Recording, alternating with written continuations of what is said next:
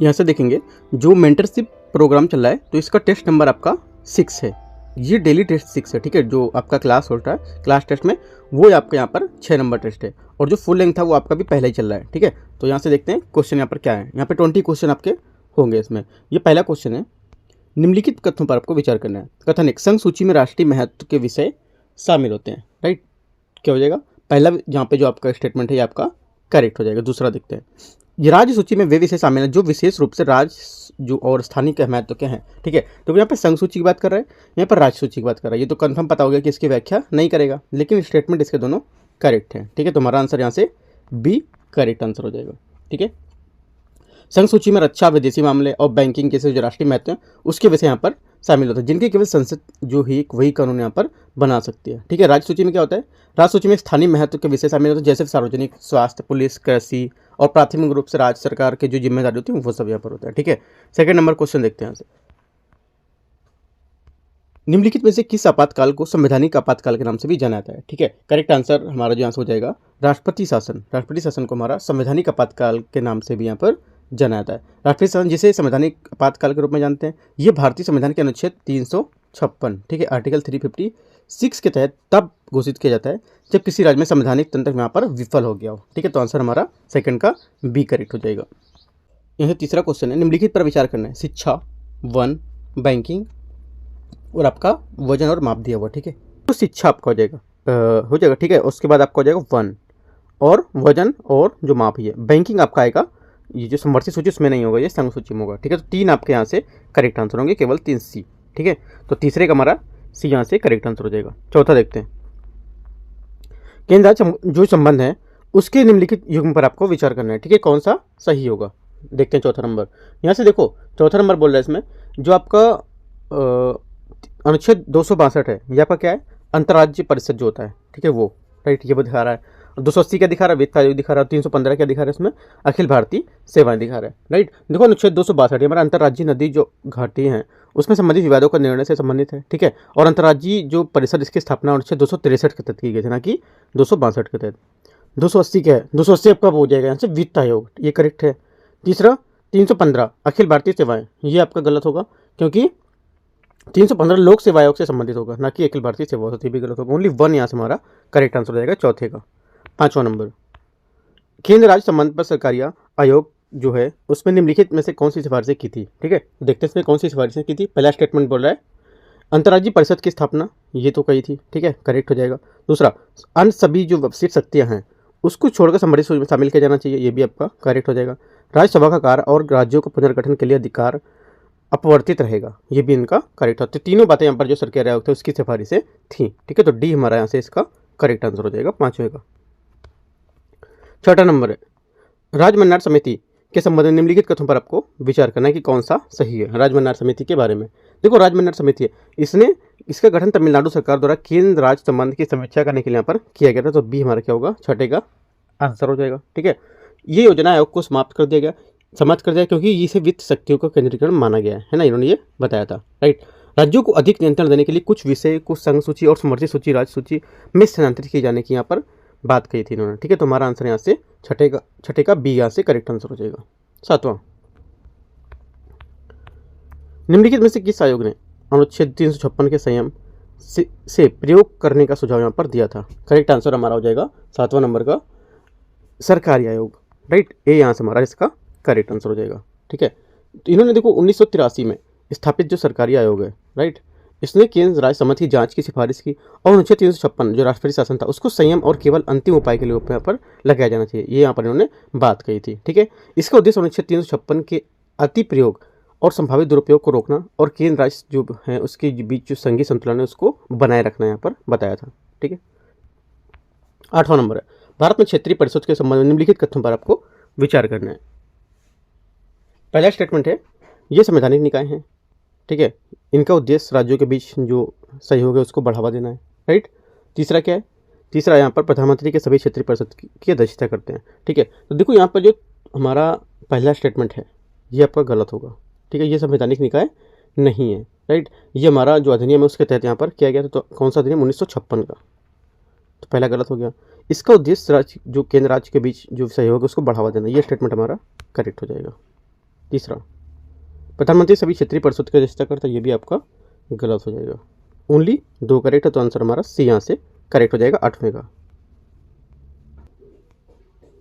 9वां number, यदि राज्य सूची के विषय पर कानून बनाना राष्ट्रीय हित में हो तो निम्नलिखित में से कौन सा अनुच्छेद यहाँ पर संसद को ऐसा करने का प्रावधान करता है? करेक्ट आंसर हो जाएगा 9वें का हमारा आर्टिकल 249, आर्टिकल 249। ठीक है, यदि राज्य सूची के विषय पर कानून बनाना इसके हित में हो तो संविधान के अनुच्छेद 249 के तहत संसद को ऐसा करने की शक्ति का प्रावधान है। ठीक है, राष्ट्रीय सुरक्षा या सार्वजनिक स्वास्थ्य जैसी जो आपात स्थिति है उसमें भी अनुच्छेद की गारंटी प्रदान करता है कि संसद राष्ट्रीय हित के जो उन मामले हैं उन पर विचार कर सकता है जिनके लिए सभी राज्य के कानून जो होते हैं उसकी आवश्यकता हो सकती है। ठीक है, तो ए हमारे यहाँ से इसका करेक्ट आंसर हो जाएगा।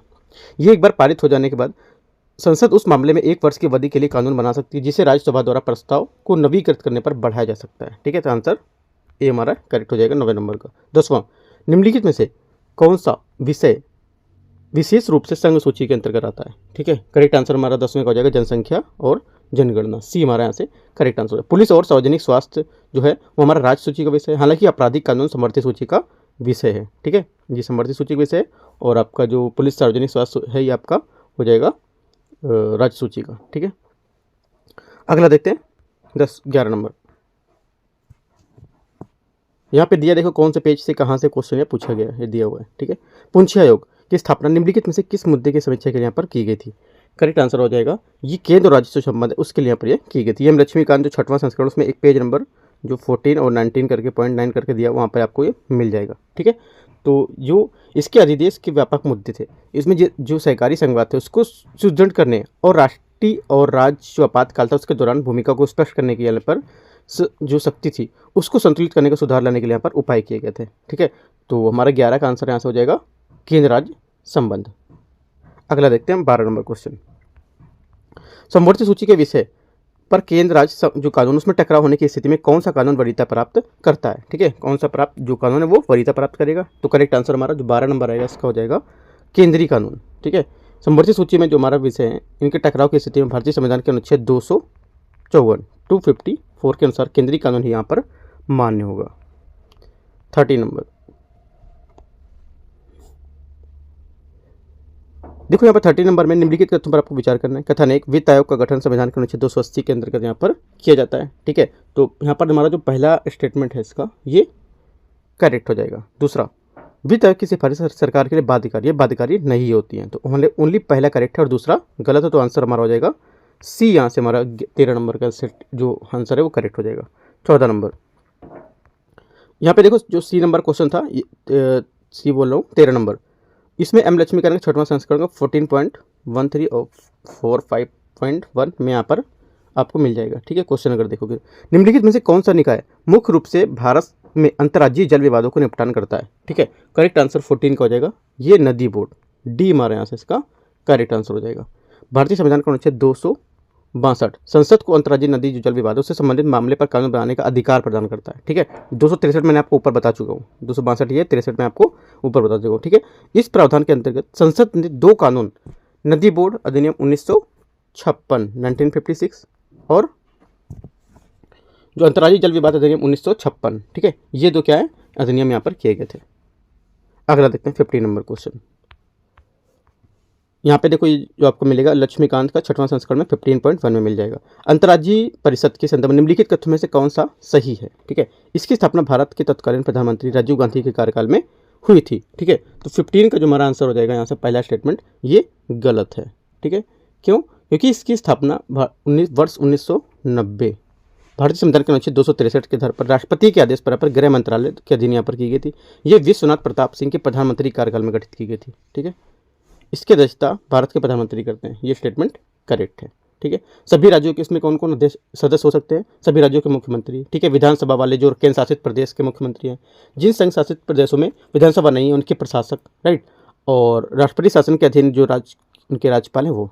तो आंसर हमारा केवल बी यहाँ से करेक्ट हो जाएगा। 60 नंबर ये आपको जो मिल जाएगा 6वें संस्करण में 15.3 पेज पे सशस्त्र बल। ठीक है, सशस्त्र बल विशेष शक्तियां जो होती हैं इसके संदर्भ निम्नलिखित तथ्यों पर आपको विचार करना है। अफस्पा EFSPA केवल केंद्र सरकार द्वारा ही अधिरोपित किया जा सकता है। ठीक है, तो 16 का जो हमारा पहला स्टेटमेंट होगा ये गलत है। क्यों? क्योंकि ये जो है ये राज्य सरकार और केंद्र सरकार दोनों द्वारा यहाँ पर अधिरोपित किया जा सकता है। तो पहला गलत हो गया। ये AFSPA के अंतर्गत घोषित जो अक्षुब्ध क्षेत्र होते हैं वो न्यूनतम 6 माह तक यहाँ पर प्रभावित होंगे। ठीक है, ये भी स्टेटमेंट गलत है, क्योंकि ये जो होंगे यहाँ पर क्षेत्र ये 3 माह की अवधि के लिए होंगे, ना कि 6 माह के लिए। तो ये भी गलत हो जाएगा। दोनों स्टेटमेंट हमारे गलत हैं।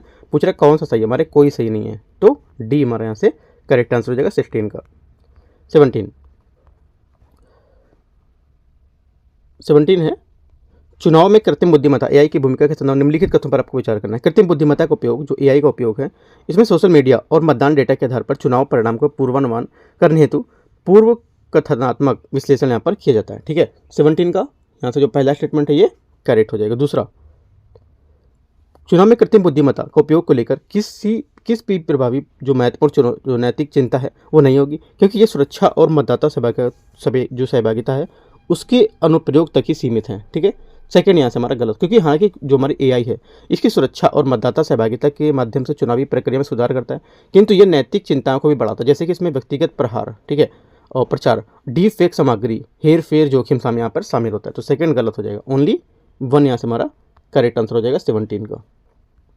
18, भारत और श्रीलंका के बीच कच्चा तीवू द्वीप जो वहाँ पर विवाद में है उसके संदर्भ में विचार करना है। 1974 के समझौते के तहत श्रीलंका द्वीप को स्वामित्व हस्तांतरण के जो कच्चा तीवू विवाद है उसका समाधान यहाँ पर किया गया था। ठीक है, तो पहला स्टेटमेंट हमारा यहाँ से करेक्ट हो जाएगा, सही बोल रहा है। दूसरा, 1976 के समझौते के तहत भारत और श्रीलंका दोनों पर एक दूसरे के अपवर्जक आर्थिक क्षेत्र में मत्स्य के प्रबंध लगाया था, और जिसके कारण हमारे कच्चा तीवू सीमावर्ती क्षेत्र में मत्स्य अधिकार को लेकर यहाँ पर अस्पष्टता की स्थिति उत्पन्न हुई थी। ठीक है, तो दोनों स्टेटमेंट हमारे यहाँ से एकदम करेक्ट है। पूरी बातें यहाँ पे लिख दी हैं और दोनों एकदम करेक्ट स्टेटमेंट बता रहे हैं। राइट, अगला देखते हैं 19 नंबर। प्लास्टिक अपशिष्ट के संबंध में निम्नलिखित कथनों पर आपको विचार करना है। ठीक है, देखते हैं इसमें। संशोधित नियम में विशेष रूप से माइक्रो प्लास्टिक के मुद्दे संबोधित किए गए और इनके विनिमय बोर्ड के सख्त परिभाषा को निर्धारित किया गया। ठीक है, तो यहाँ पर जो 19 नंबर हमारा है यहाँ पर पहला स्टेटमेंट ये करेक्ट हो जाएगा। दूसरा, उत्पादक कार्य क्षेत्र में अब प्लास्टिक पैकेजिंग उत्पादन के साथ ब्रांड मालिकों के भी अनुबंध यहाँ पर निर्माण शामिल होंगे। ये भी स्टेटमेंट हमारा करेक्ट हो जाएगा। संशोधन में बायोडिग्रेडेबल होते हैं प्लास्टिक और उत्पादन के लिए जो विनिर्माता हैं उसके लिए प्रमाणन आवश्यकता यहाँ पर प्रस्तुत की गई है। ये भी स्टेटमेंट करेक्ट हो जाएगा। तो तीनों स्टेटमेंट हमारे यहाँ से एकदम करेक्ट हैं 19 के। ठीक है, अगला देखते हैं। लास्ट क्वेश्चन है 20 नंबर। भारत में दलहन की आयात, यहाँ पर थोड़ा मिस हुआ है, मैं बता देता हूँ। भारत के दलहन के आयात में हालिया वृद्धि के संबंध में निम्नलिखित कथनों पर विचार करना है। वित्त वर्ष 2023-24 में भारत के दलहन आयात में 84% की यहाँ पर वृद्धि, जिसका मुख्य कारण घरेलू उत्पादन में कमी और शुल्क मुक्त आयात में नीतियाँ थीं। ठीक है, तो देखो यहाँ से जो 20 वाला स्टेटमेंट है पहला हमारी करेक्ट हो जाएगा। दूसरा, दलहन का सर्वाधिक आयात ऑस्ट्रेलिया में हुआ, जिसे मुख्य रूप से काले चने और हरे चने यहाँ पर शामिल थे। ठीक है, सेकंड यहाँ से गलत है, क्योंकि यहाँ पर जो है ये 84% था, उसकी तुलना में यहाँ पर जो कनाडा था उसमें लाल मसूर और रूस था, वहाँ से पीले मटर के नाम पर मुक्त किया गया था, ना कि यहाँ पर ऑस्ट्रेलिया। ठीक है, आयात में इस वृद्धि का उद्देश्य अपर्याप्त घरेलू उत्पादन में प्रोटीन की खपत को पूरा करना था। ये भी स्टेटमेंट हमारा करेक्ट होगा। ठीक है, तो 1 और 3 हमारे यहाँ से क्या है करेक्ट, यहाँ जो करेक्ट स्टेटमेंट है वो हो जाएंगे। तो करेक्ट आंसर हमारा सी यहाँ से इसका आंसर हो जाएगा 20 का। ठीक है, तो इस टाइप से देखो जो आपका यहाँ टेस्ट नंबर 6 था ये मैंने आपको कवर करा दिया। ठीक है, अब जो टेस्ट 7 रहेगा वो भी मैं आपको यहाँ से कवर करा दूंगा। जो मेंस का टेस्ट अभी बचा हुआ है वो मैं कुछ टाइम में थोड़ा सा फ्री होके अच्छे से उसको डिस्कस कर दूंगा, कैसे आंसर आपको लिखने भी होते हैं। ठीक है, तो इस वजह से मैं वो नहीं करा रहा हूँ अभी। राइट, तो ये आपको करते चलना है। कोई डाउट रहता है नीचे कमेंट में आप पूछ सकते हो, या टेलीग्राम का लिंक देता हूँ वहाँ पे भी जुड़ सकते हो। डेली मैं क्वेश्चन यहाँ पे पोस्ट करता रहता हूँ। ठीक है, और कौन सा टेस्ट कब होगा वो भी मैं आपको यहाँ पर बता दूंगा। ठीक है, all the best, thank you.